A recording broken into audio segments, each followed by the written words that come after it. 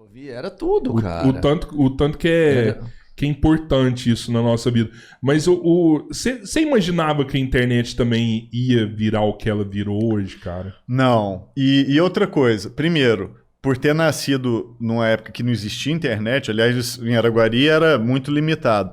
Cara, eu valorizo demais a internet que a gente tem, né? É um negócio que eu até hoje ainda acho assim, caraca, isso aqui é muito bom, você entendeu? Porque eu lembro para conseguir um CD, um disco naquela época, cara, a dificuldade que era, você precisava importar o troço, demorava assim 8 meses, 6 meses para chegar aqui um disco, você ficava sonhando.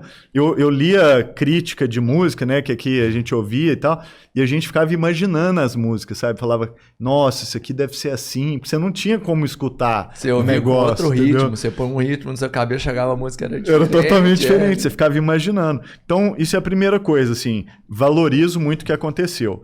Agora, a internet explodiu, né? Hoje eu acho que está...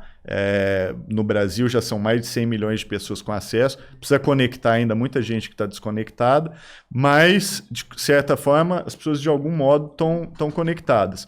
Agora, o que eu não imaginava, tá? Eu sou da escola do software livre. Eu sou da escola da galera que usava a internet como uma forma de empoderamento pessoal. Então, eu, nos anos 2000, quando eu comecei a trabalhar com essas questões, eu, Manel e outras pessoas também, a gente tinha uma coisa de achar que a internet era uma coisa revolucionária, que aquilo ia empoderar as pessoas, criar comunidade, cooperativa, coletivos, você entendeu? E era a época da Wikipedia, a Wikipedia que era escrita de uma forma colaborativa, era a época do software livre, era a época em que a gente tinha uma convicção, a época dos blogs, né? Então, cada pessoa tinha um blog, cada um tinha a sua voz na sua casa. A pessoa ia até a sua casa, né? A pessoa que ia ler o seu blog, ela ia até o lugar que você controlava. Então, não tinha ainda a plataforma, não tinha o Facebook, não tinha uma coisa que centralizasse como acabou se centralizando. Então, esse período de 2000 até 2010, na minha visão, é o período heróico da internet. Eu acho que é o período de muita promessa, assim, de que aquilo ia ser uma força transformadora. De 2010 para frente, eu acho que a internet começou a ter problemas. Muita concentração, né? Esse mundo que a gente vê hoje, são poucas empresas que controlam basicamente tudo, quase tudo que acontece na rede. Então, eu assim, ainda acredito muito naquela promessa inicial. Sim. E eu batalho para que aquela promessa inicial uma hora seja realizada. Cara, mas o fato de ter internet eu acho inacreditável. Não, sim, mas o que você fala aí dessa época, logo depois, não sei se tem alguma coisa anterior, mas logo depois você participou do Marco Civil, que foi. A estrutura, vamos falar, da lei para controle da internet. Isso. É porque você já percebeu que estava começando a foder o sistema? Você já tinha se ferrado de alguma forma com isso ou não? Era só uma preocupação do que ainda ia acontecer. O Marco Civil, ele foi muito importante porque ele foi construído dentro dessa visão daquele período heróico da internet, né? Então, primeiro, a gente começou a construir o Marco Civil em 2007. Eu e uma turma que trabalhava comigo na época lá na Fundação Getúlio Vargas, no Rio de Janeiro. Até pessoas com quem eu trabalho até hoje.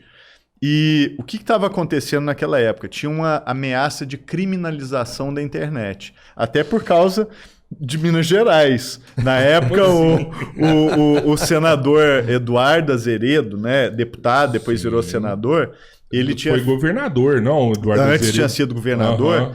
Ele criou um projeto de lei na época para criminalizar a internet. Então, o que o projeto dele, que eu era um grande opositor, inclusive bati boca com ele, escrevi artigo, fiz debate, era um negócio difícil, assim. Mas ele queria escrever uma lei em que qualquer coisa que você fizesse na internet se tornaria crime. Então, por exemplo, baixar música na internet, que na época era algo importante. Você pegava de 4 a 10 anos de prisão. Você tirar as músicas do seu celular e passar para o seu computador. Pegava tipo 6 anos de prisão. Copiar um texto que está protegido num PDF e passar para Word. Tipo, 3 anos de prisão. E isso era o projeto de lei dele. Onde Era um negócio isso, cara? surreal. Cara. Então, a gente também ficou perplexo na época. E a gente achava que o projeto era tão absurdo e tão ruim que nunca ia avançar no Congresso, né? Porque a gente pensava assim, esse aqui a natureza marca. Porque só se a pessoa for completamente insana para achar que essa lei aqui vai ser alguma coisa boa e ser aprovada. E aí, num belo dia, eu estava lá na FGV com os meus colegas e chega a notícia que a Câmara tinha aprovado a lei dele em primeiro turno. Não tinha ido para o Senado ainda, mas que tinha passado lá nas comissões e estava pronto para ser votado. Cara, e ali foi um alarme. A gente falou, caraca, se isso acontecer, acabou as chances do Brasil participar da internet de forma construtiva.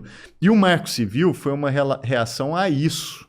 E ele chama Marco Civil por isso, porque o nosso grito de guerra era assim, a primeira lei no Brasil, ela não pode ser uma lei criminal, ela tem que ser uma lei civil, uma lei em que você dá para as pessoas direitos e não você bota as pessoas na cadeia. O Brasil não tinha lei nenhuma sobre internet. Aí vai fazer a primeira lei sobre internet para botar a gente na cadeia, prender moleque que tá baixando música, estudante, cara que conserta celular para poder desbloquear o iPhone lá, fazer jailbreak para consertar o celular da pessoa. Você vai mandar essa galera para cadeia? Então, o Marco Civil, ele veio como uma reação exatamente a esse movimento de criminalização da internet. Então, a gente falou, não, vamos primeiro criar os direitos e depois, o que não der certo, aí regula com crime, entendeu? Regula com a lei criminal. E aí, qual que foi a estratégia que a gente montou? Usar a internet para escrever a lei. A gente falou assim, não vamos escrever a lei a gente. Nós vamos criar uma plataforma online. Nós criamos um blogão no WordPress, onde a gente fez uma consulta pública que durou 2 anos. Cara, e foi muito bonito de ver. O povo das lan house da época, que era a principal forma de acesso à internet, tudo mesmo participou.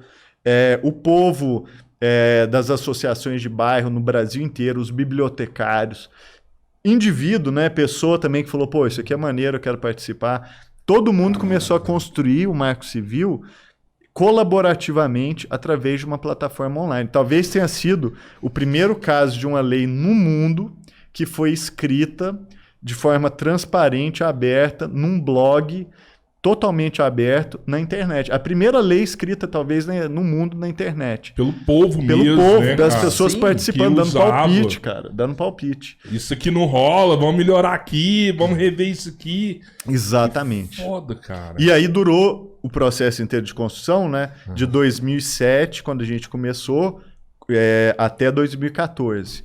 Então, foi 7 anos da minha vida, cara, que eu dediquei à construção do Marco Civil. Quase morri. Nessa época eu cheguei a pesar 58 quilos, cara. Caraca! Eu peso hoje 74. Por que você varava à noite? O estresse, a pressão. Nossa, cara. Teve uma época que eu vim aqui ficar na casa dos meus pais, logo antes da lei estar prestes a ser mandada para o Congresso, ali na reta final, um monte de gente querendo engavetar e tal.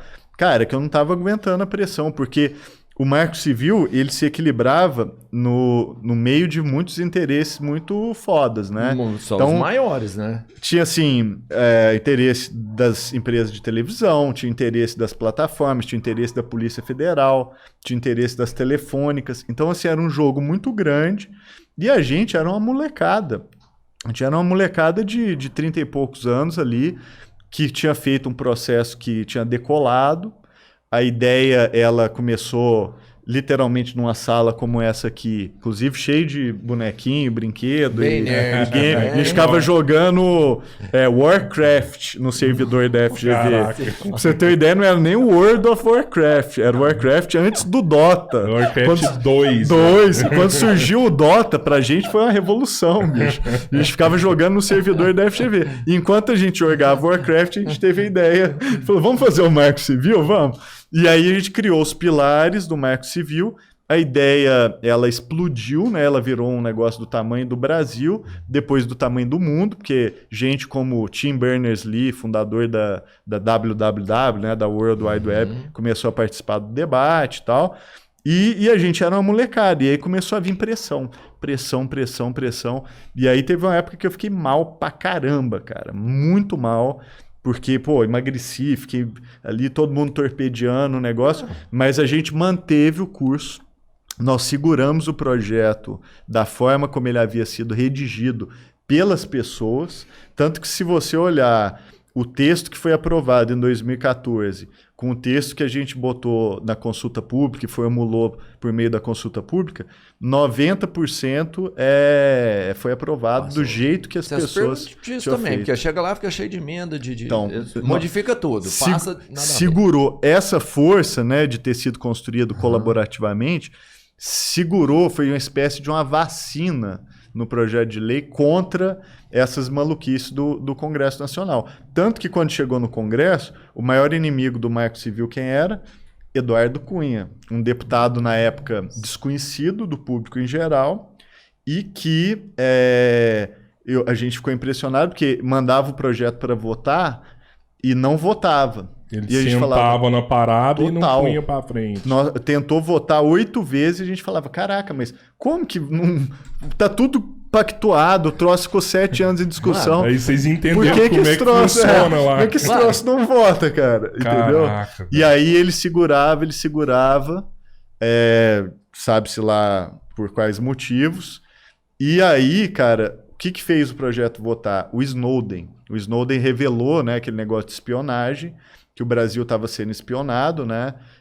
Aquele escândalo lá da NSA e dos Estados Unidos. E aí a resposta brasileira estava pronta, que era o Marco Civil, uma lei que protegia a liberdade de expressão, que proibia a espionagem de indivíduos, uma lei que estava assim, pronta para funcionar como resposta. Tinha direito, tinha deveres ali. Tudo. Né? Mas muito mais direitos, né? Tipo, neutralidade da rede, negócio assim, construído pelo que as pessoas queriam naquela época.